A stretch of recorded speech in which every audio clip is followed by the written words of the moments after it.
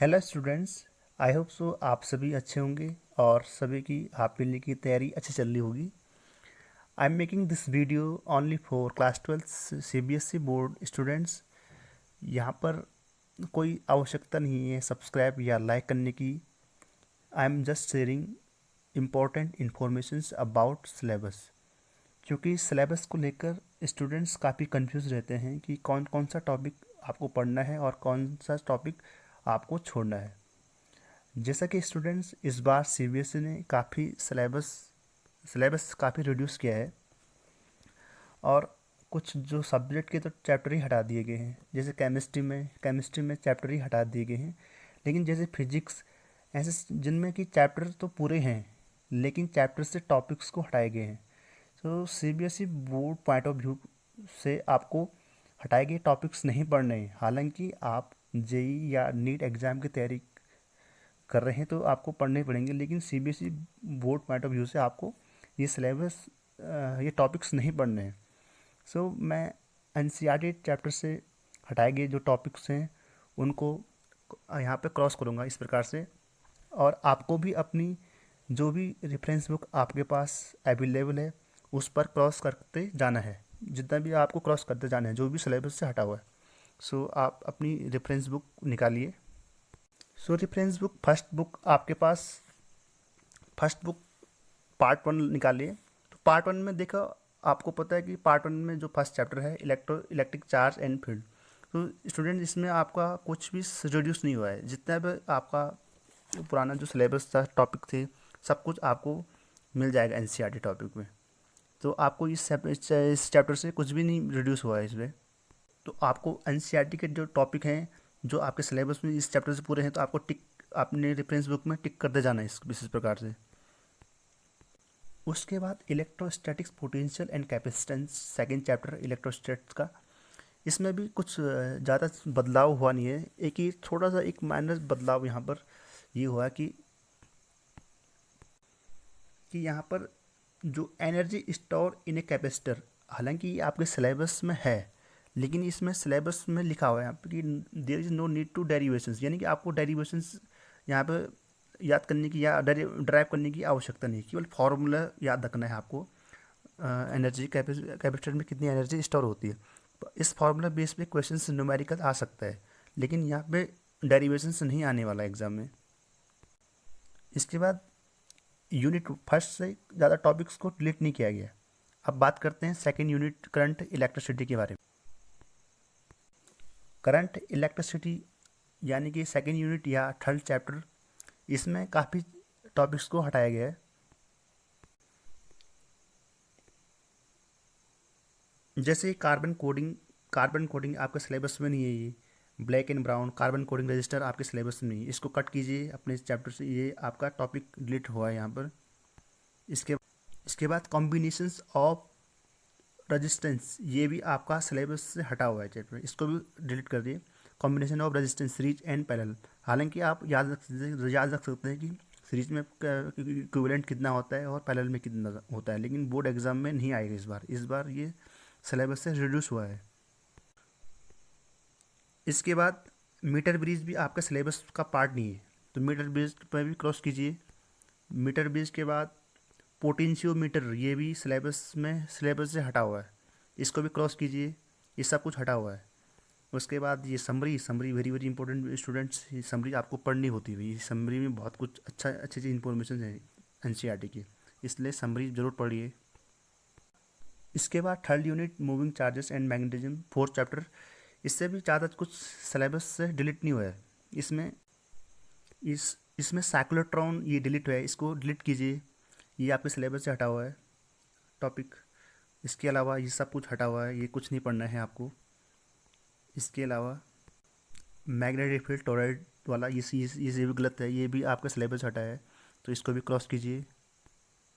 इसके बाद the magnetic dipole movement of revolving electron, ये भी आपका सिलेबस से हटा हुआ है, इसको भी हटाइए। अब अगला chapter 5 magnetism and matter. Magnetism and matter में काफ़ी कुछ यहाँ से टॉपिक हटाए गए हैं। जैसा कि यहाँ पे मैग्नेटिज्म एंड गॉस लॉ, ये गॉस लॉ आपका मैग्नेटिज्म का हटा है इस सिलेबस से। हालांकि मैंने आपको पढ़ाया है इस चैप्टर टॉपिक, लेकिन ये चैप्टर सीबीएसई के टॉपिक से हटा हुआ है। इसके अलावा आपको इसके नीचे कुछ भी नहीं पढ़ना है। उसके बाद अर्थ मैग्नेटिज्म पहले हुआ करता था ये चैप्टर, लेकिन ये पूरा का पूरा chapter delete, sorry topic delete है। अर्थ मैग्नेटिज्म पूरा का पूरा डिलीट है, कुछ भी नहीं पढ़ना है आपको। ये भी नहीं पढ़ना है, ये कुछ नहीं पढ़ना है आपको। ये सिलेबस, ये केवल बोर्ड पॉइंट ऑफ व्यू से की बात कर रहा हूँ मैं। ये कुछ नहीं पढ़ना है आपको, इसके अलावा कुछ नहीं पढ़ना है यहाँ पे। हाँ ये पढ़ना है भाई, ये वेरी वेरी इंपॉर्टेंट है, ये तो पढ़ना ही पड़ेगा आपको। इसके अलावा ये भी परमानेंट मैग्नेट एंड इलेक्ट्रोमैग्नेट्स, ये भी डिलीट है टॉपिक्स, इसको भी हटाइए। अब बात करते हैं इलेक्ट्रोमैग्नेटिक इंडक्सेस में हटाए गए टॉपिक्स के बारे में। देखो इसमें मोशनल इलेक्ट्रोमोटिव फोर्स, ये टॉपिक हटाया गया है सीबीएसई द्वारा।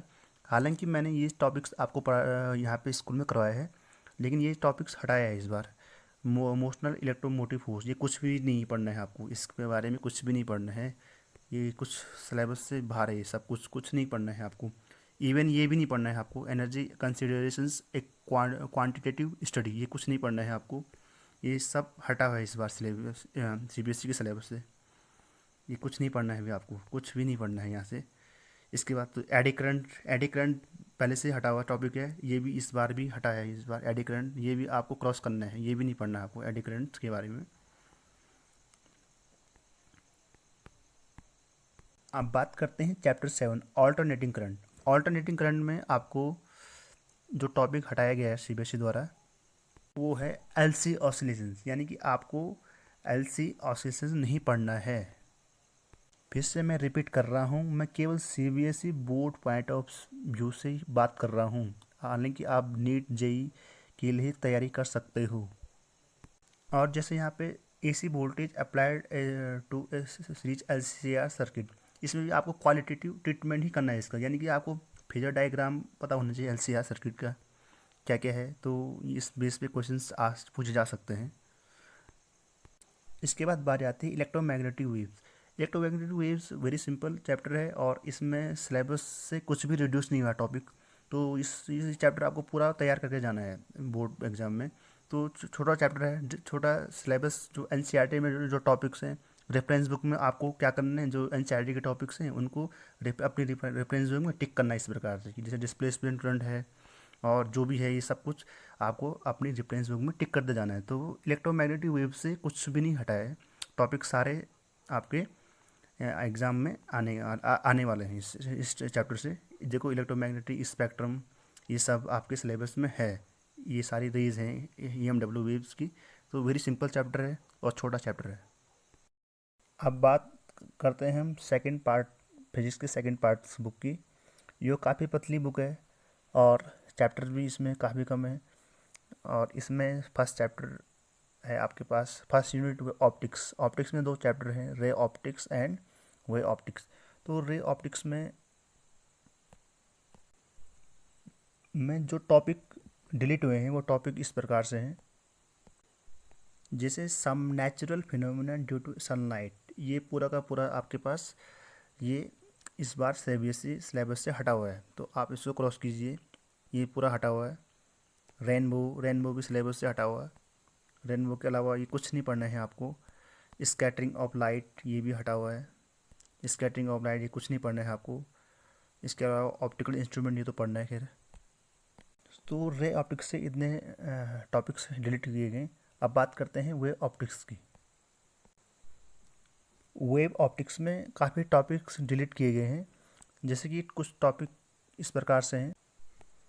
डॉपलर इफेक्ट ये बिल्कुल नहीं पढ़ना है आपको, ये भी सिलेबस में नहीं है, सिलेबस से हटा हुआ है। इसके अलावा इसके अलावा interference of light waves and Young's experiment. देखो यंग्स एक्सपेरिमेंट आपके सिलेबस सीबीएसई के सिलेबस में गिवन है, लेकिन वहाँ पे क्लियरली मेंशन भी किया गया है कि जो इसका जो आपको फ्रिंज विड्थ निकालनी है उसका डेरिवेशंस नहीं पूछा जाएगा, यानी कि आपका क्वालिटेटिव ट्रीटमेंट ही पूछा जाना है। इसका मतलब आपको फॉर्मूला याद रखना है यंग्स डबल स्लिट एक्सपेरिमेंट का, there is no need to derive this formula. अब इसके अलावा भी डिफ्लेक्शन में द सिंगल स्लिट एक्सपेरिमेंट का केवल क्वालिटेटिव ट्रीटमेंट ही आपको इसको पढ़ना है, रीड करना है इसके बारे में, आपको डेरिवेशंस में नहीं जाना है यहाँ भी। इसके अलावा resolving power of optical instrument, ये बिल्कुल हटा हुआ है सिलेबस से, ये बिल्कुल नहीं है यहाँ पर, ये बिल्कुल नहीं पढ़ना आपको resolving power of optical instrument. तो अपनी साइड बुक में इसको क्रॉस कीजिए, ये कुछ नहीं पढ़ना है आपको। इसके अलावा कुछ नहीं पढ़ना है यहाँ से, यहाँ ये कुछ नहीं पढ़ना है, ये भी हटा हुआ है। ये सारे सब हटे हुए हैं, ये वैलिडिटी ऑफ रे ऑप्टिक्स सब हटे हुए हैं। और इसके बाद पोलराइजेशंस, वेरी इंपॉर्टेंट चैप्टर हुआ करता था, लेकिन इस बार सीबीएसई में ये भी टॉपिक हटा हुआ है। पोलराइजेशन ये भी हटा हुआ है, सब कुछ हटा हुआ है, ये नीचे ये भी हटा हुआ है। इसके अलावा ये सब हटे हुए टॉपिक्स हैं, आपको पढ़ने की ज़रूरत नहीं। पोलराइजेशन बाय स्कैटरिंग ये भी हटा हुआ है, ब्रूस्टर लॉ हुआ करता था, ब्रूस्टर लॉ, ये सब हटे हुए टॉपिक्स हैं, ये कुछ नहीं पढ़ना है आपको। पोलराइजेशन बाय रिफ्लेक्शंस ये भी हटा हुआ है। इसके नीचे जितने भी हैं सब कुछ हटा हुआ है, यानी कि ये वेब ऑप्टिक्स से काफ़ी चीज़ें यहाँ पे इस बार डिलीट की गई है। अब बारी आती है मॉडर्न फिजिक्स। देखो मॉडर्न फिजिक्स इसमें चैप्टर 11 फर्स्ट चैप्टर है इसमें मॉडर्न फिजिक्स में, dual nature of radiation and matter. देखो इसमें भी काफ़ी वजह सब कुछ है, लेकिन एक टॉपिक इसमें डिलीट हुआ है यहाँ पर, वो टॉपिक है डेविसन एंड जन्मर्स एक्सपेरिमेंट। ये आपको क्रॉस करना है, ये भी नहीं पढ़ना है आपको। इसमें एक छोटी यूनिट है वैसे ये, लेकिन डेविसन एंड जन्मर्स एक्सपेरिमेंट इस बार सिलेबस से हटा हुआ है। अब बात करते हैं अगला चैप्टर, एटम्स। मॉडर्न फिजिक्स का सेकंड चैप्टर है और 12 चैप्टर ये सेकंड बुक का। एटम्स में ऑलमोस्ट सब कुछ पढ़ना है आपको, जितने टॉपिक्स इसमें हैं आपके एनसीईआरटी में, यहाँ से कुछ भी रिड्यूस नहीं हुआ है इस चैप्टर से। तो आपको सब सारे चैप्टर जितने भी एनसीईआरटी में टॉपिक्स हैं, आपको अपनी रेफरेंस बुक में उनको टिक करते जाना है। तो इससे कुछ भी रिड्यूस नहीं हुआ है इसमें, जितने टॉपिक एनसीईआरटी में सब पढ़ने हैं आपने इस चैप्टर से। अब बात आती है एटम न्यूक्लियाई। न्यूक्लियाई से ये भी एटम्स का ही एक पार्ट है और मॉडर्न फिजिक्स का थर्ड चैप्टर है, और इसमें न्यूक्लियाई में काफ़ी चीज़ें डिलीट हो रही हैं। न्यूक्लियाई के अंदर टॉपिक्स जो डिलीट हुए हैं, रेडियो एक्टिविटी बिल्कुल हटा हुआ ये टॉपिक है, लॉ ऑफ रेडियो एक्टिविटी की कुछ नहीं पढ़ना है आपको, ये कुछ नहीं पढ़ना है आपको रेडियो एक्टिविटी के बारे में। इसके अलावा सब हटा हुआ है ये चैप्टर है, सब कुछ हट गया इस बार। अल्फा डी की हट गया है, इसके बाद नीचे बीटा डी की ये भी हट गया है इस बार सिलेबस से, ये गामा डी की ये भी हट गया है। और इसके बाद न्यूक्लियर एनर्जी में आपके पास फिशन फ्यूजन ये तो पढ़ना पड़ेगा आपको। तो इस प्रकार से काफ़ी चीज़ें यहाँ पर हटी हुई हैं। अब बात करते हैं मॉडर्न फिजिक्स का चौथे चैप्टर के बारे में और सेकंड बुक्स का लास्ट चैप्टर। इसमें भी काफ़ी सेमीकंडक्टर में काफ़ी चीज़ें रिड्यूस हुई हैं, यहाँ पे काफ़ी टॉपिक डिलीट हो गए हैं, ये डिलीट होते होते बहुत छोटी यूनिट बन चुकी है। इसमें मात्र आपको 15, 16, 17, 20 अराउंड 20 पेज पढ़ने हैं। उसके अलावा कुछ भी इसके नीचे कुछ भी नहीं पढ़ना पड़ेगा, यानी कि इसके बाद जितने भी ये special purpose PN junction diode ये कुछ नहीं पढ़ना है। इसके नीचे जितने भी हैं पेजेस ये नहीं पढ़ना है, ये भी हट गया है। और ऑप्टो इलेक्ट्रॉनिक जंक्शन डिवाइसेस सब हट गए हैं, सारे के सारे ये सब कुछ हटा हुआ है। एलईडी ये भी हट गया है। इसके अलावा सोलर सेल ये भी हटा हुआ है। इसके अलावा नीचे जितने भी टॉपिक्स हैं, digital electronics and logic gates ये सब हटे हुए, ये कुछ नहीं पढ़ने हैं आपको, यानी कि लॉजिक गेट्स के बारे में भी नहीं पढ़ना है, बताओ। हालांकि आप जेई और नीट एग्ज़ाम के लिए ज़रूर कोशिश कीजिए इन टॉपिक को पढ़ने का, लेकिन सीबीएसई पॉइंट ऑफ व्यू से आपको कुछ भी नहीं पढ़ना है इनके बारे में, गेट वगैरह जितने भी हैं, एंड गेट नैंड गेट कुछ नहीं पढ़ना है आपको। तो इस प्रकार से आपको मात्र मॉडर्न फिजिक्स का जो सेमीकंडक्टर है केवल 10-12 पेज पढ़ के ही आपको 7 मार्क्स, आप अराउंड 7 मार्क्स यहाँ से गेट कर सकते हो इजीली। तो ये चैप्टर काफ़ी इंपॉर्टेंट होने वाला है। सो स्टूडेंट्स, इस प्रकार से ये टॉपिक्स आपको नहीं पढ़ने हैं, और आपको इसके अलावा जितने भी एनसीईआरटी में बचे हुए टॉपिक हैं उन सब को अपनी अपनी रेफरेंस बुक में उन सबको टिक कर दो, क्योंकि वो आपको पढ़ने ही हैं। सो आज मैंने आपको ये चीज़ें बताई जो आपको नहीं पढ़ने हैं, और जो टॉपिक आपको डिलीट हो चुके हैं वो आपको टिक करवाए। आप एक वीडियो में कभी बनाऊंगा जिसमें कि जो मोस्ट इम्पोर्टेंट टॉपिक्स हैं वो कौन कौन से हैं, उस पर एक वीडियो ज़रूर बनाऊंगा मैं आपके लिए। यह वीडियो काफ़ी बड़ी बन चुकी है। So again I must say कि आपको सब्सक्राइब या लाइक नहीं करना है, you just have to watch it and thank you.